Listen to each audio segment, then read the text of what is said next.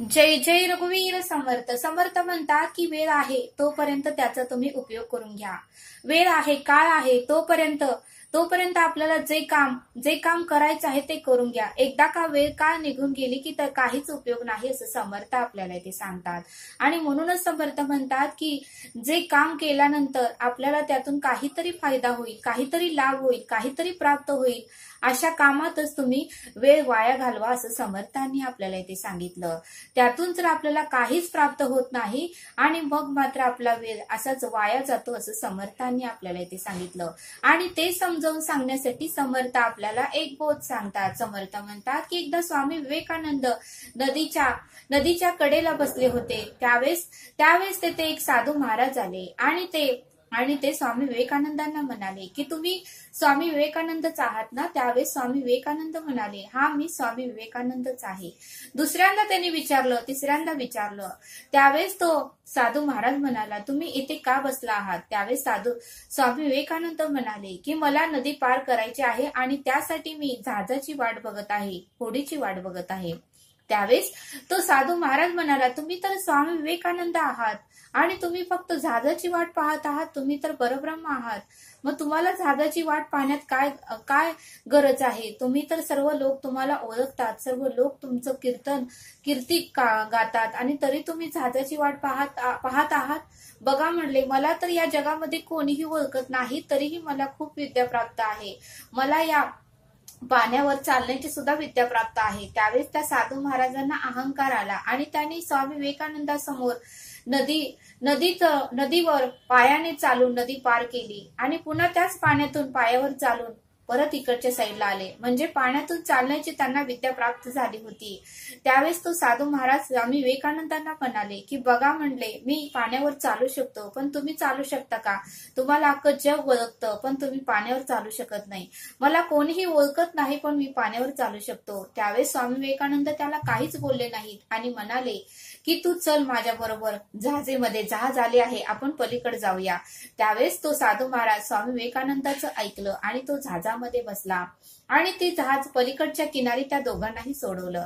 त्यावेळेस जहाज मालकाचं भाडं म्हणून स्वामी विवेकानंदाने 1 रुपये त्या जहाज मालकाला दिले.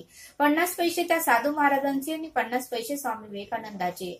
आणि स्वामी विवेकानंदाने त्या साधू महाराजांना विचारलं की तुम्हाला ही विद्या शिकण्यासाठी किती वेळ आणि किती काळ द्यावा लागला? त्यावेळेस तो साधू महाराज म्हणाला की विवेकानंद, मला ही विद्या शिकण्यासाठी 15 वर्ष द्यावे लागले, तेव्हा कुठे ही विद्या मला प्राप्त झाली.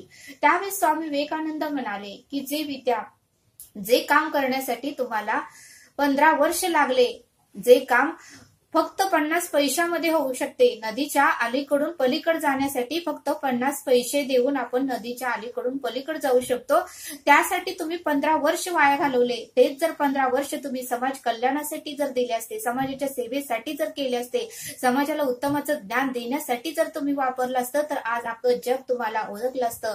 आज अख्ख्या जगाने तुमचा जय जयकार केला असता. आज जगामध्ये तुमची कीर्ती झाली असती. आज जगाने तुम्हाला पूर्णपणे ओळखलं असतं.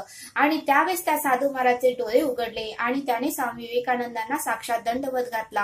आणि त्यावेळेस स्वामी विवेकानंद म्हणाले की मी हे सगळे वर्ष मी समाज कल्याणासाठी घातले, समाजाची सेवा केली, समाजाला उत्तमाचं ज्ञान दिलं, समाजाला उत्तमाचा रस्ता दाखवला की कोणता रस्ता योग्य आहे, कोणता रस्ता अयोग्य आहे, कोणत्या मार्गाने गेल्यावर सुख शांती प्राप्त होईल आणि कोणता मार्ग आपण पत्कारला पाहिजे, आपण जीवनामध्ये काय केलं पाहिजे, काय चांगलं आहे, काय वाईट आहे, काय पाप आहे, काय पुण्य आहे, काय खरं आहे, काय खोटं आहे, काय केल्यानंतर आपल्याला मोक्ष प्राप्त होईल, हे सर्व काही मी जगाला सांगत आलोय आणि त्यामुळे जग आज मला ओळखत आहे. त्यावेळेस साधू महाराजांचे डोळे उघडले. मग समर्थ म्हणतात की या बोधातून आपल्याला हेच पाहायला मिळतं की आपण उगाचच वेळ कुठल्याही कामासाठी खर्च करतो, वाया घालवतो आणि परत तो वेळ काळ आपल्या आयुष्यामध्ये कधीही येत नाही. आणि म्हणून समर्थ म्हणतात की अशा ठिकाणी वेळ वाया घालवा, अशा ठिकाणी वेळाचा वापर करा की जेणेकरून आपल्याला त्यातून काहीतरी प्राप्त होईल, काहीतरी समाधान मिळेल, काहीतरी शांती मिळेल.